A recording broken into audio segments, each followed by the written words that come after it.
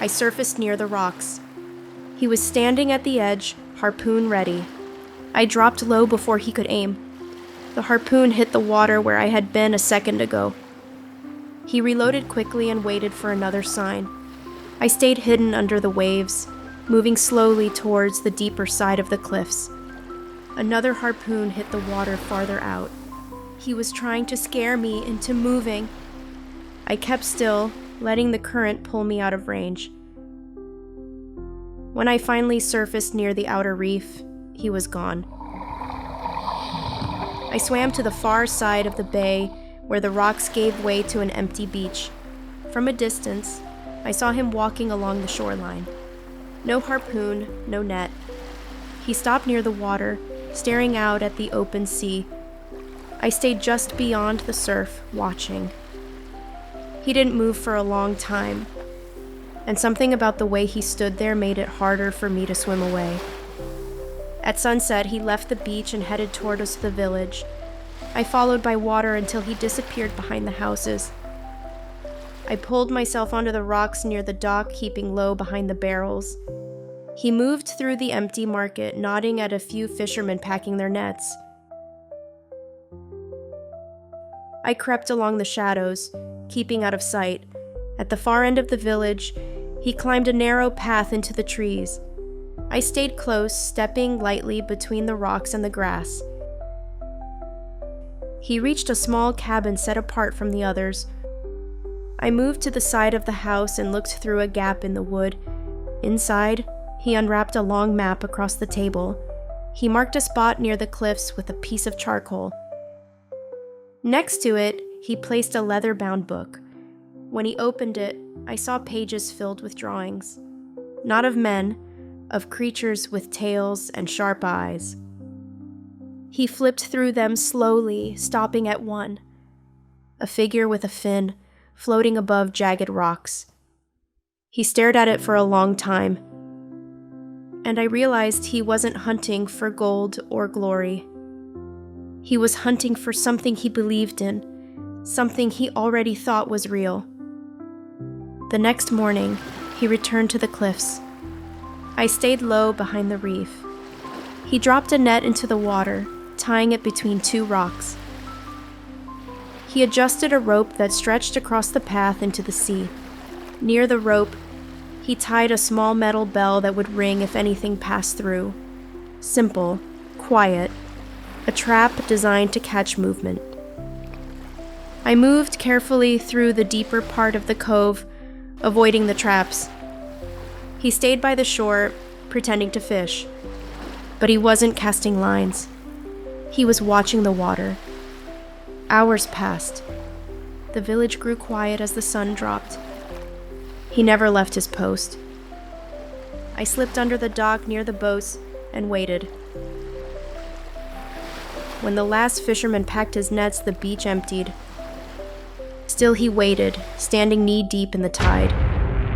The wind picked up. Waves slammed against the rocks. He stepped back, letting the tide wash over the traps without moving them. I stayed hidden, holding the dock post tightly. He stared at the open sea, not angry, not eager, just waiting, and I stayed longer than I should have. I stayed hidden near the docks until the last boat pulled out. The nets were still stretched under the cliff path, waiting for a mistake. He wasn't at the shore anymore. The traps had been left behind like open jaws. I moved carefully through the shallows, weaving between the ropes, keeping to the rocks. At the last marker stone, I placed a shell, pressed it into the sand. A spiral. A warning symbol. Every creature of the sea knew what it meant. Danger ahead. I left it there where he would find it if he looked close enough. I slipped back into the deep before sunrise, moving out beyond the cove. Hours passed. When I surfaced again, I saw him. He was standing at the marker, looking down at the shell. He stared out at the water, no weapon in sight. A whisper meant only for himself carried across the quiet shore. I see you. I stayed just under the surface, watching. No one else would have heard it. No one else would have understood it was not a threat. It was a challenge. Or maybe something closer to a plea. I drifted farther from shore before I could answer it. The night after the warning, the village gathered by the fire pits near the docks. I stayed hidden behind the broken boats, close enough to see the flames light up the sand. He stood apart from the others, arms crossed, watching the fire. The fishermen passed around mugs and laughter, but he didn't join them, one of the fishermen trying to pull him into the circle. You still chasing ghosts? The voice was loud enough to carry. He didn't answer. Another voice, rougher.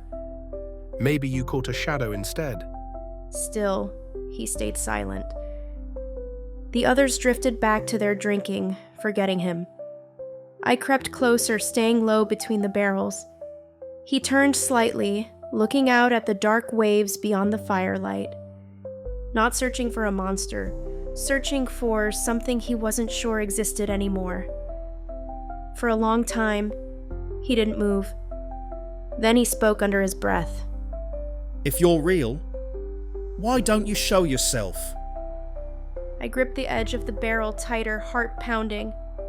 He wasn't mocking. He wasn't threatening. He was asking. And for a terrible moment, I almost answered.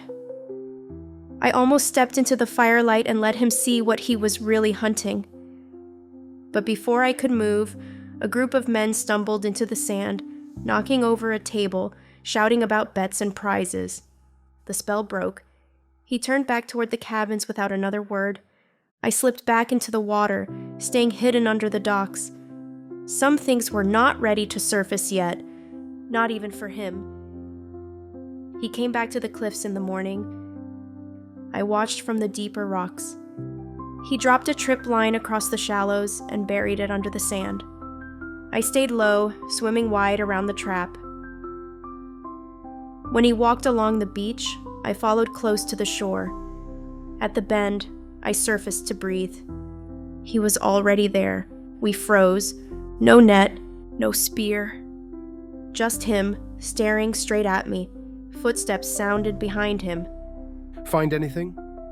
He turned toward the voice. I slipped under before the second man arrived. They walked off, talking about tides and nets. I stayed hidden until the beach was empty. At night, I returned to the cove. The beach was empty. The tide was high. I surfaced near the broken traps. Someone stood by the water. No boots, no weapons. He walked into the surf. You're real? He knelt, resting his hand in the water. Open. Waiting. I drifted closer. He didn't move. I backed away before the current pulled me closer. He stayed kneeling in the surf until I was gone. He was at the cliffs again before sunrise. I watched from the edge of the reef, hidden by the tide. He didn't bring nets this time. No ropes, no traps. Only stood by the rocks, searching the waves. I moved closer under the water, circling toward the shallow side. He didn't notice me yet. When I surfaced near the broken arch, he stepped closer to the waterline. You're still here? He crouched, drawing something in the wet sand with his finger.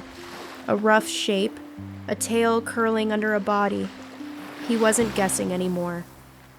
I stayed silent, letting the waves erase the picture. He waited a long time.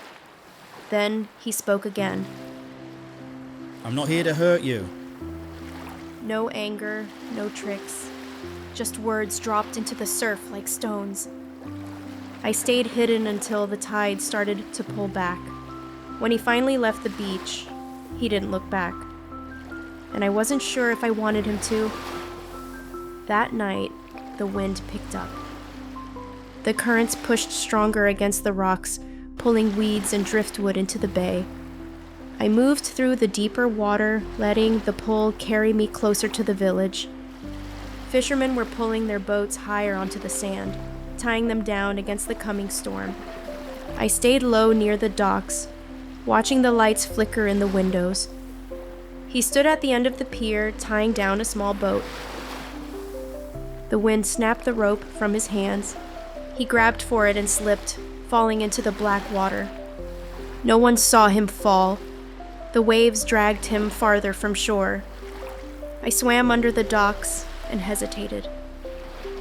If I let him drift, no one would know. No one would blame me. But something inside me moved faster than thought. I dove into the deeper water and reached him before he sank. He struggled when I grabbed him, coughing. He gasped for air, coughing hard. I stayed hidden behind the rocks, watching him climb to his knees. He looked around the empty beach. No one there, only the waves. Only the feeling of being saved by something he couldn't explain. The next morning, the beach was empty. The storm had passed, but the waves still churned rough against the rocks. I stayed near the old dock, hidden in the deeper water. He limped down to the sand, checking the boats, pulling debris from the tide pools. His leg dragged slightly from the fall. He found a broken mast tangled in the shallows and tried to pull it free. The current pulled harder. He slipped again, landing hard on his side. I moved closer under the water, circling around the wreck. When he tried to stand, he winced and grabbed his leg. Too much weight. He wouldn't make it back up the cliffs alone. I surfaced once, far enough to see him struggle. Then I dove and pushed the wreckage out with the current, clearing a path back to the beach. He crawled toward the sand, gasping. At the water's edge, he sat back and looked out at the waves. You're not a monster. Not a question, not a lie. I stayed hidden under the dock, watching him believe it. A few days after the storm, he stayed away from the cliffs. I thought he had given up, but late one night, I saw him near the tide pools with a lantern. He knelt by the water, setting small objects in a circle. Shells, bones, coral, a fisherman's prayer. But this one was different. In the center, he placed a drawing. A figure, half human, half sea. No traps, no nets, only an offering. I surfaced behind a rock, staying low. He didn't move, just watched the water. I don't want to chase you anymore. His voice broke the silence. I stayed hidden, heart pounding against the tide. He waited, patient. And when the tide rose and washed away the circle, he didn't rebuild it. He only stood and walked away. The next night, I returned to the cove. He was there, sitting by the broken arch.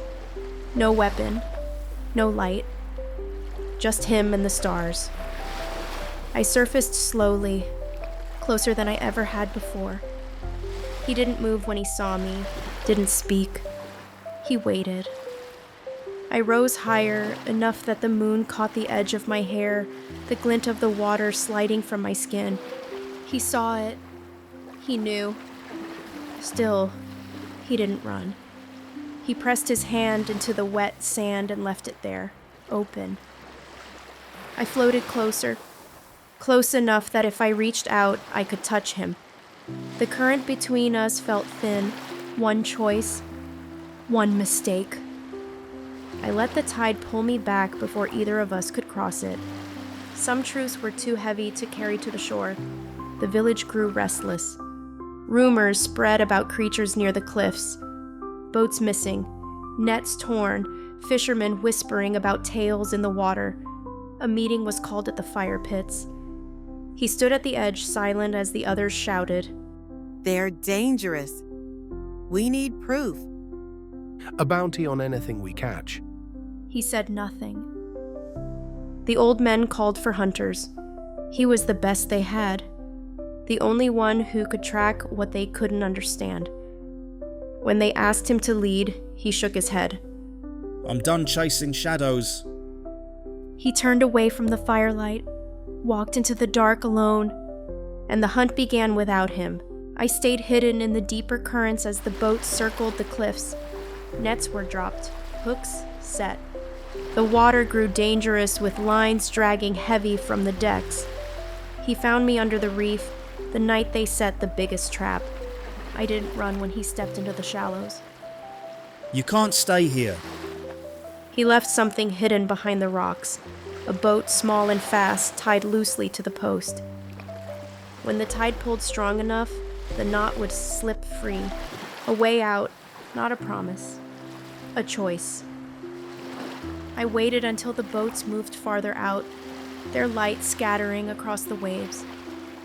Then I swam to the boat and grabbed the side, letting it pull me away from the shore. The cliffs faded behind me, and he faded with them. Days passed, the water grew warmer. The cliffs and nets became stories swallowed by the waves. But sometimes, when I surfaced under new stars, I thought of the man who knelt by the water without a weapon. The man who could have thrown a harpoon and chose to open his hand instead. I never saw him again. But I didn't need to. Some currents change your course forever. Some hands leave marks no ocean can wash away. And some goodbyes are softer than the tide. Thank you for watching.